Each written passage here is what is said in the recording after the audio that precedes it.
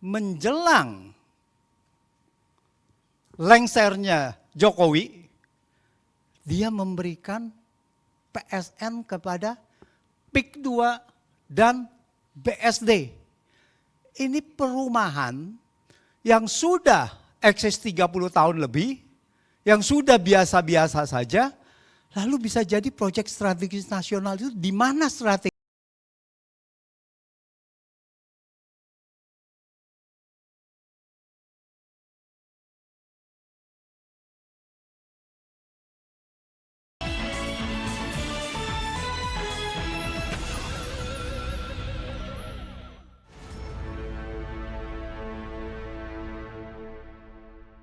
Bismillahirrahmanirrahim. Assalamualaikum warahmatullahi wabarakatuh. Apa kabar? Luar biasa. Masih ada yang bilang luar biasa dalam situasi begini aja ya. Seneng kita ya. Padahal katanya banyak yang bilang bahwa situasi luar biasa hancurnya. Oke, itu baru benar saya kira ya. Ini orang Indonesia kalau ditanya apa kabar baik, gitu. Padahal sebenarnya tidak baik-baik saja. Karena kita memang merasa bahwa hari-hari ini Indonesia sedang tidak baik-baik saja. Terima kasih buat yang sudah hadir hari ini. Saya lihat ada beberapa teman mahasiswa dari berbagai perguruan tinggi ya. Ada dari mana? UIN ya, ada UIN Jakarta ya. Tadi saya lihat ada UNJ, ada teman ada mahasiswa dulu belum sampai ke nelayan. Ya. Mahasiswanya belum selesai disapa ini dari Trisakti dan sebagainya hadir di sini. Terus kemudian tadi betul. Oh ITB juga ada hadir di sini. Jadi nah ini baru giliran ada masa nelayan dari aktivis buruh dan buruhnya ini buruh dari yang juga langsung berkaitan dengan berhadapan dengan PSN ya di Banten ya. Ini teman dari tadi Agra ada hadir. Terus biasa ini mak-mak ini ya kalau kalangan mak-mak aspirasi juga hadir, aktivis kami Koalisi Aksi Menyelamatkan Indonesia, juga teman-teman wartawan yang juga hadir hari ini. Selamat datang, selamat bergabung dalam diskusi kali ini dan dari temanya saya sudah jelas itu. Temanya disebutkan bahwa proyek swasta jadi PSN, rakyat versus oligarki. Dan kalau kita ngomongin rakyat jadi oligarki ini sekarang ini mungkin banyak orang terfokus pada PIK ya, Pantai Indah Kapuk 2 ini, dan kita lihat di situ ada satu orang tokoh yang namanya Said Didu yang dia kalau dalam ini dikenal dulu tampil ke gelanggang walaupun hanya seorang. Nah gitu ya, dia tampil sendirian dan kita di sini akan menunjukkan solidaritas kita terhadap Said Didu bahwa Anda tidak sendirian, you not stand alone gitu ya. Jadi kita masih bersama dengan Bung Said Didu, tapi juga sebenarnya yang lebih menderita lagi adalah mereka-mereka yang ada warga yang langsung berhadapan dengan para oligarki untuk proyek PSN ini.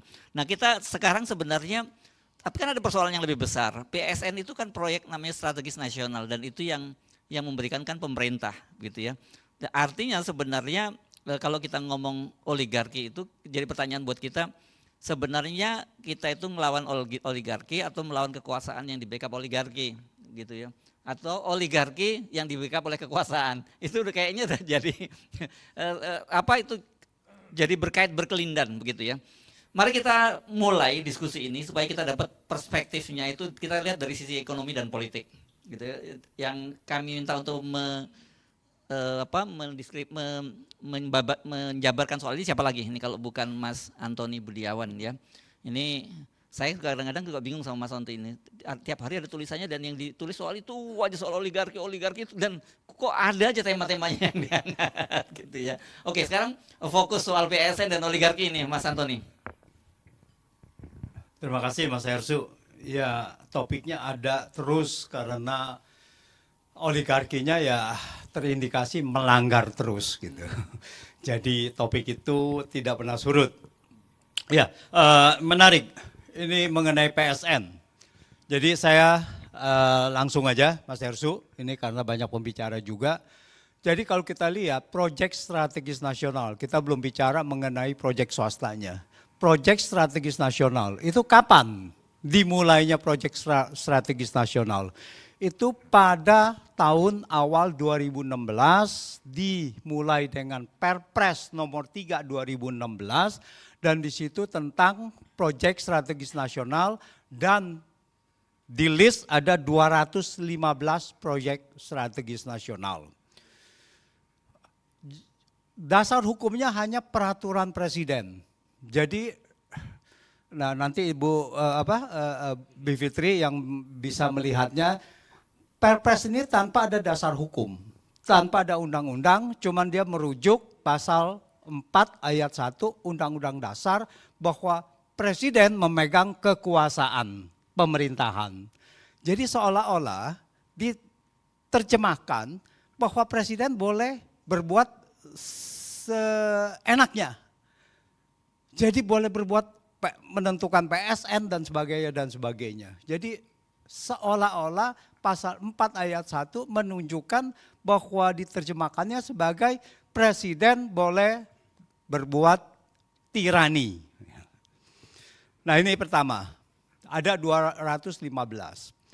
Tapi kalau kita lihat proyek-proyek itu masih demi kepentingan nasional. Meskipun ada proyek tol yang ada juga yang diindikan oleh swasta gitu. Tetapi masih kepentingan nasional. Ada proyek bendungan dan sebagainya. Yang mayoritas adalah proyek-proyek dari pemerintah.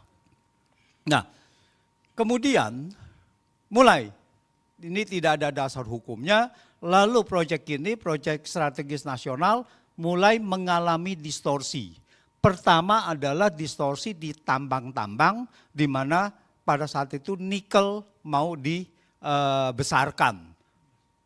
Untuk mengusir penduduk setempat untuk menjalankan bahwa proyek ini bisa berjalan lancar, maka diberikan status PSN. Oleh apa? Oleh Perpres. Disitulah terjadi pengusiran dan disitulah mulai proyek swasta masuk sebagai proyek PSN. Dan rakyatnya diam. Ketika di Wawoni ya, yang nikel salah satu yang terbesar itu, semua diam. Jadi rakyat diam saja. Jadi penduduk setempat dibiarkan ini sendiri berjuang sendiri, lalu kemudian pasti kalah, aparat turun, pasti itu kalah. Kemudian mungkin masih ingat ya yang lebih dekat dari kita yaitu Desa Wadas. Nah, di mana bahwa di situ ada bendungan, lalu katanya mau diambil batu itu dari Desa Wadas untuk bendungan di Desa Wadas. Padahal katanya di situ adalah nilai ekonomisnya sangat besar sekali, yaitu marmer dan sebagainya gitu. Di situ dijadikan langsung proyek langsung PSN. Orangnya apa? Terusir. Jadi untuk kepentingan swasta, masyarakat setempat ini diusir. Itu Desa Wadas. Setelah Desa Wadas, banyak nikel-nikel tapi kita nggak dengar karena ada di Indonesia Timur. Lalu kemudian terjadilah PSN di Pulau Rempang. Untuk pabrik kaca, swasta, pabrik kaca, bahkan swastanya adalah asing lagi ya, melalui perusahaan Indonesia gitu. Jadi ada investor asing gitu, investor dari China mau di Desa Wadas 17.000 hektar pulau yang ada pulau burunya di situ, ada hutan buru dan sebagainya mau dibebaskan. Penduduknya diusir, tidak boleh ada yang tinggal di situ, direlokasi. Tetapi perlawanan Rempang itu sangat luar biasa. Nah ini pembelajaran dari kita. Kalau masyarakat bersatu melawan, maka bisa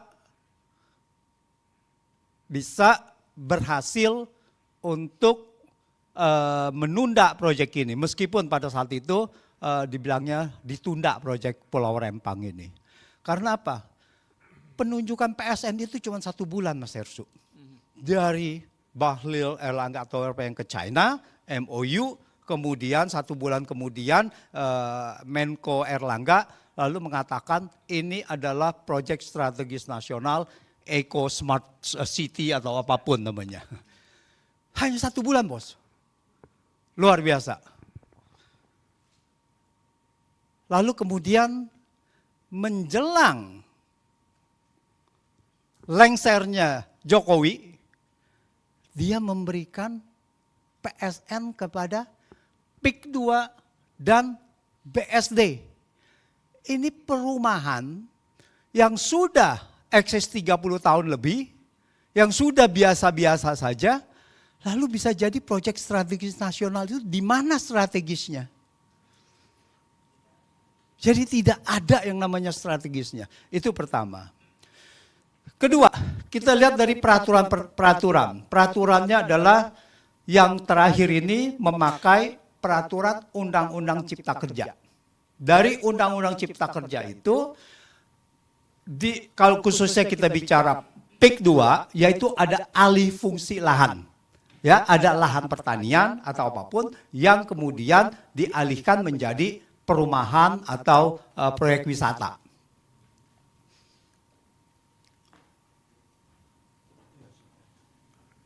Ya. Nah, jadi begitu dia mengalihkan di dalam undang-undang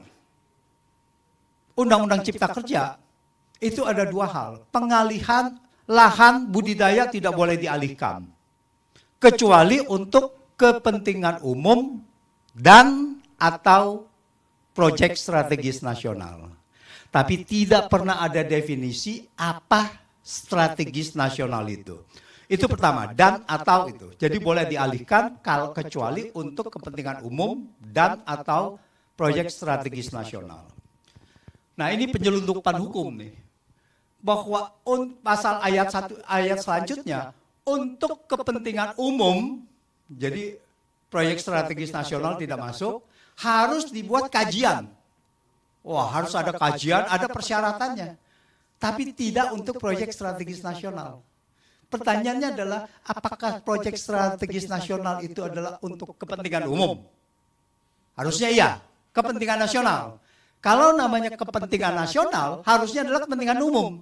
Ya enggak? Jadi, untuk kepentingan umum, harus melalui kajian, tetapi untuk kepentingan proyek strategis nasional tidak. Oleh karena itu, langsung saja diberikan dan lahan-lahan di sana diusir, saya beli sekian. Oh, sebelum beli NJOP-nya diturunkan dulu kan ya. Sebelum beli NJOP-nya diturunkan dulu gitu. Nah, ini bagaimana NJOP bisa bisa diturunkan gitu ya untuk membeli dengan harga sekian, kalau tidak mau digusur, kalau tidak mau dikriminalisasi. Nah, kemudian kita dengar bahwa Said Didu membela kepentingan masyarakat, beredar luas, lalu dipanggil polisi dan sampai sekarang kalau nggak salah ditersangkakan. Ya. Penyidikan ya. Oke, belum tersangka. Oke, maaf. Soal kalau udah penyidikan tinggal soal waktu kan gitu. Nah, tinggal soal waktu, kalau rakyat melawan ya tidak jadi juga gitu. Tinggal tergantung dari apakah rakyat ada untuk membela kepentingan masyarakat luas. Nah, itu. Jadi proyek strategis nasional ini digunakan untuk mengusir masyarakat setempat demi menjalankan proyek-proyek yang diinginkan untuk kepentingan sekelompok orang. Awalnya adalah untuk kepentingan umum, jalan tol, bendungan, jalan infrastruktur sarana dan prasarana dan sebagainya. Awalnya masih lumayan bagus, meskipun melanggar peraturan perundang-undangan. Nah, yang terakhir, bahwa apakah kalau proyek strategis nasional, anggap saja bahwa dia mengikuti peraturan perundang-undangan, apakah boleh mengusir rakyat begitu? Pasal 28 H Undang-Undang Dasar ayat 4 itu mengatakan bahwa setiap orang berhak untuk memiliki barang pribadi, dan kepemilikan itu tidak boleh direbut oleh siapapun dengan sewenang-wenang. Oleh siapapun tidak boleh direbut. Jadi kalau saya ada lahan di situ lalu saya tidak mau jual, itu bagaimana? Nah, tentu saja mereka cara merebutnya lain, cara merebutnya adalah akses jalan ditutup, diuruk depannya dan sebagainya dan sebagainya. Dan itu pun sebetulnya sudah melanggar dari banyak peraturan perundang-undangan kita, peraturan bahwa setiap orang boleh bebas ya untuk itu HAM, sekali pelanggaran HAM. Yang tadi pasal 28H ayat 4 itu adalah pelanggaran HAM juga. Nanti Ibu Fitri yang akan mengelaborasi untuk itu. Karena saya ingat sewaktu di kasus Rempang ada mantan Ketua Komnas HAM itu mengatakan bahwa itu jelas melanggar pengusiran itu di Rempang, jelas melanggar Komnas HAM. Jadi, melanggar HAM, hak asasi manusia. Jadi, karena kita sudah ratifikasi juga perjanjian HAM, ya saya rasa ini juga seharusnya bisa dilaporkan, tapi teknisnya nanti kita serahkan Bu Fitri dan juga Bang Ferry Amsari. Terima kasih. Oke, beri aplaus pada Mas Antoni Budiawan.